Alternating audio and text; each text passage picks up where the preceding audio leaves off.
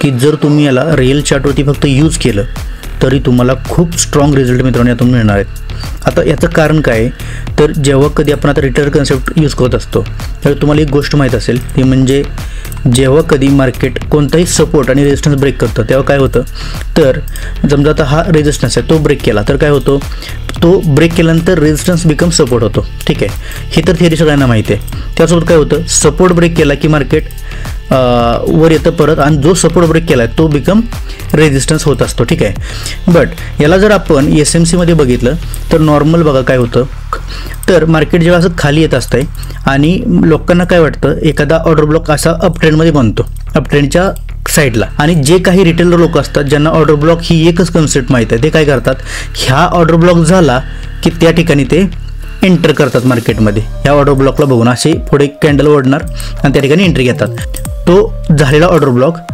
Break करतं वरच्या दिशेला आणि तो ऑर्डर ब्लॉक ब्रेक झाला की त्याला म्हणतात ब्रेकर ब्लॉक।